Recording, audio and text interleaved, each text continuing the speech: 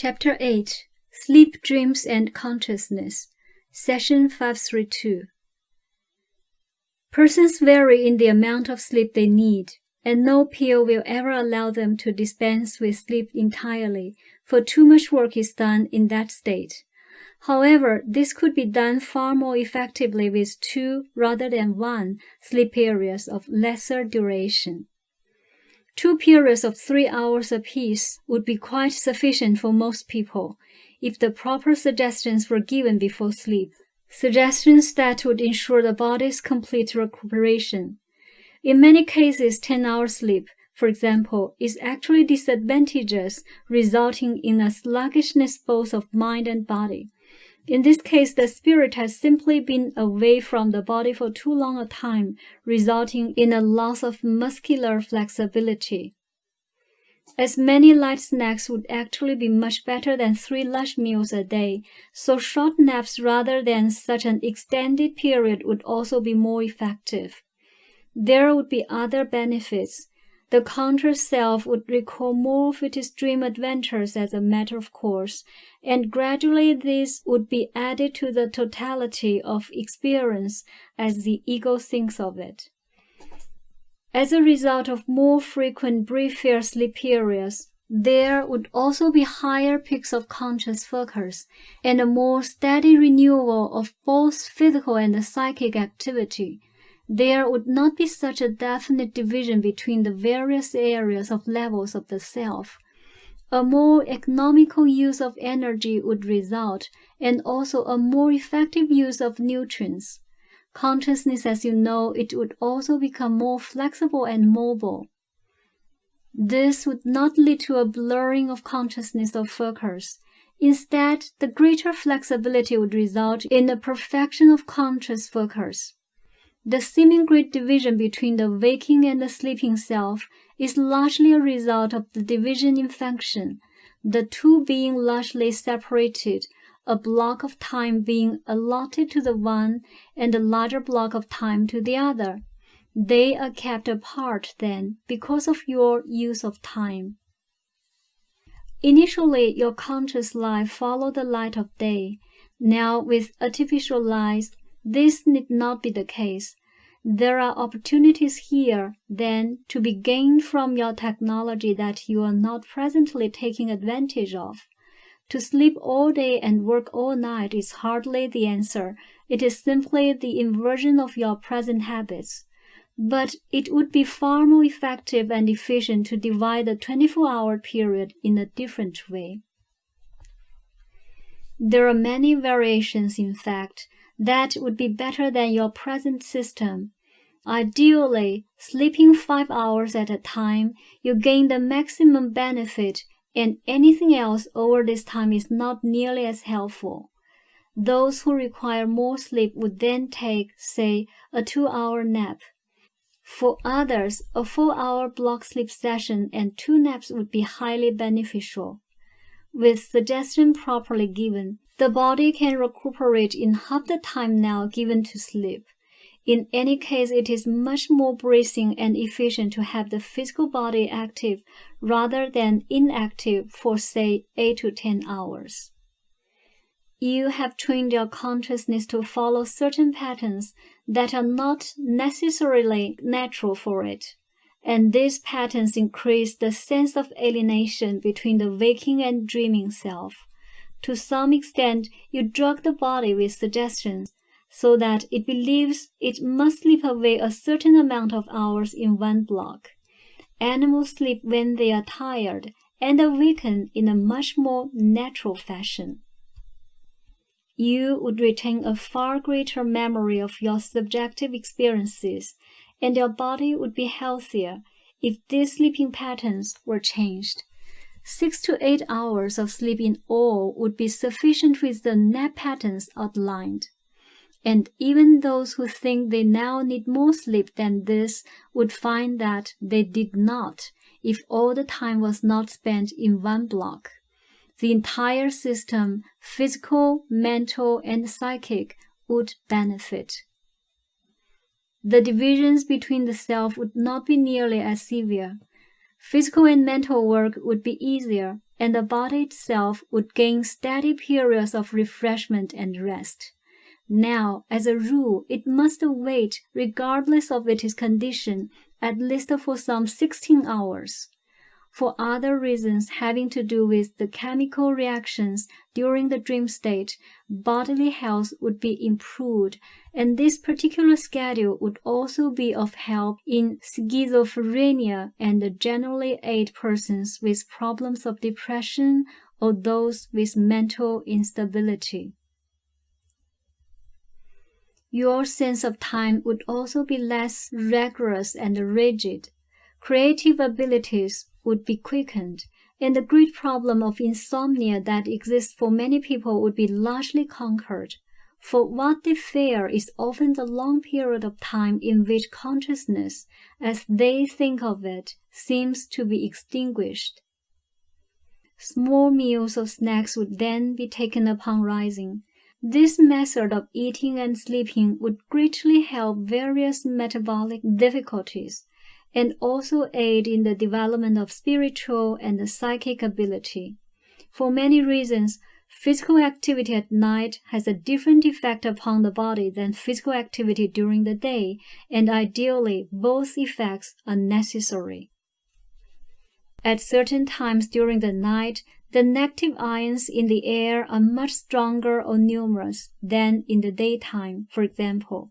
And activity during this time, particularly a walk or outside activity, would be highly beneficial from a health standpoint. Now, the period just before dawn often represents a crisis point for persons severely ill. Consciousness has been away from the body for too long a period, and such a returning consciousness then has difficulty dealing with the sick body mechanism. The practice in hospital of giving drugs to patients so that they will sleep entirely throughout the night is detrimental for this reason. In many cases, it is too great a strain on the part of the returning consciousness to take over again the ailing mechanism. Such medications also often prevent certain necessary dream cycles that can help the body recuperate, and the consciousness then becomes highly disoriented. Some of the divisions between different portions of the self, therefore, are not basically necessary but are the result of custom and convenience.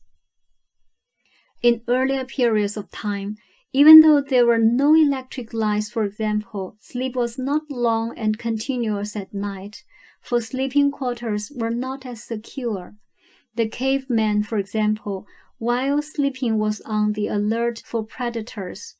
The mysterious aspects of the natural night in outside surroundings kept him partially alert. He awakened often and surveyed the nearby land and his own place of shelter. He did not sleep in long blocks as you do.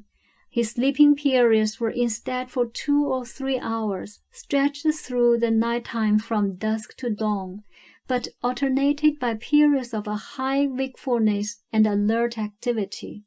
He also crept out to seek food when he hoped his predators were sleeping.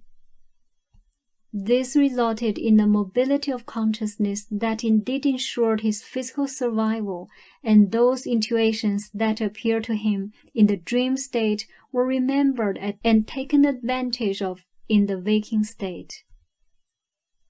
Now, many diseases are simply caused by this division of yours and this long period of bodily inactivity, and this extended focus of attention in either waking or dreaming reality.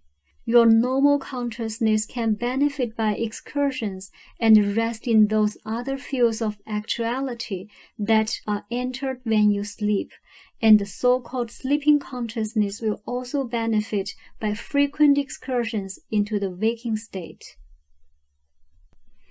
I bring up these matters here because such changes in habitual patterns would definitely result in greater understanding of the nature of the self.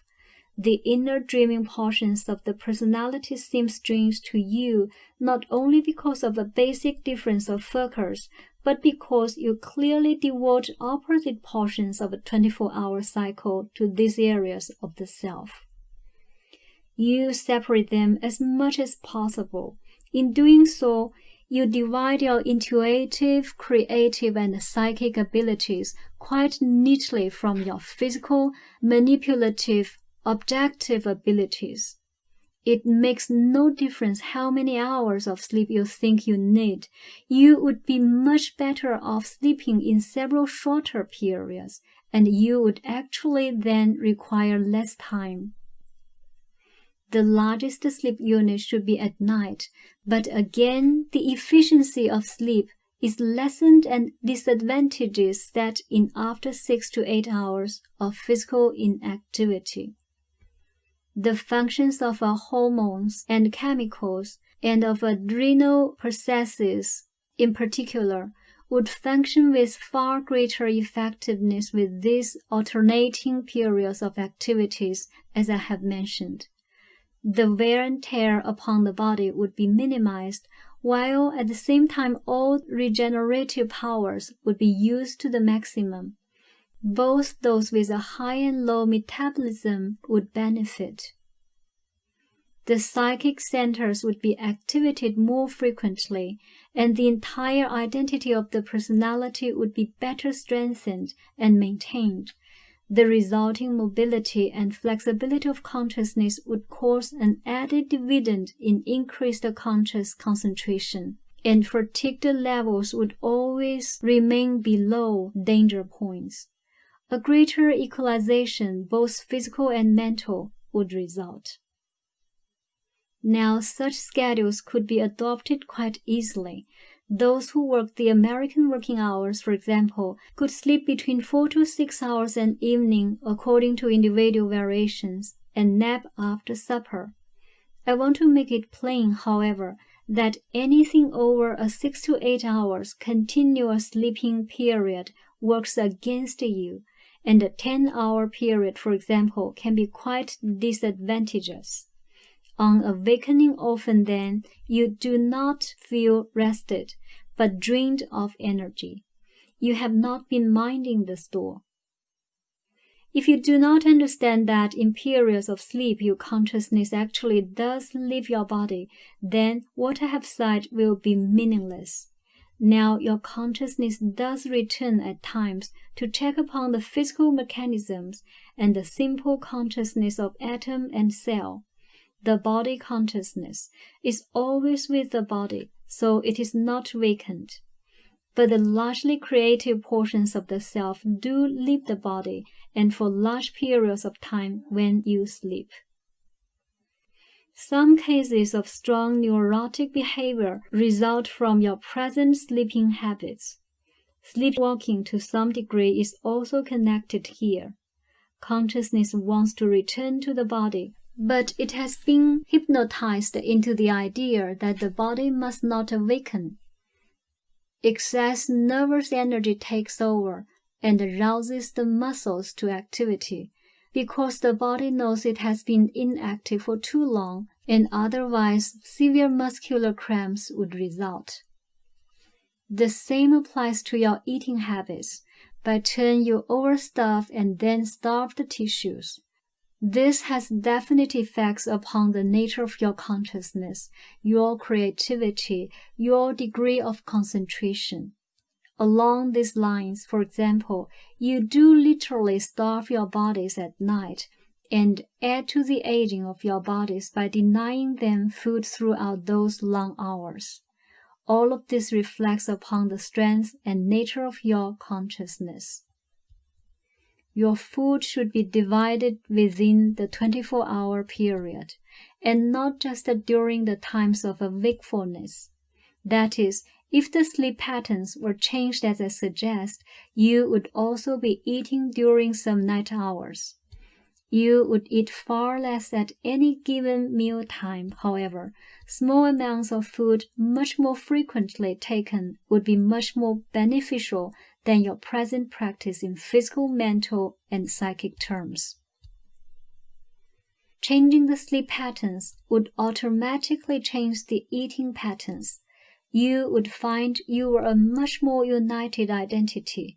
You would become aware of your clairvoyant and telepathic abilities, for example, to a far greater degree, and you would not feel the deep separation that you now feel between the dreaming and waking self. To a large degree, this sense of alienation would vanish. Your enjoyment of nature would also increase, for as a rule, you are largely unacquainted with the nighttime. You could take much better advantage of the intuitional knowledge that occurs in the dream state, and the cycle of your moods would not swing so definitely as it often does. You would feel much safer and more secure in all areas of existence. The problems of a senility would also be reduced, for stimuli would not be minimized for so long a time, and consciousness with a greater flexibility would know more of its own sense of joy. Your own periods of creative work would also be more effective and efficient if you follow the advice given here.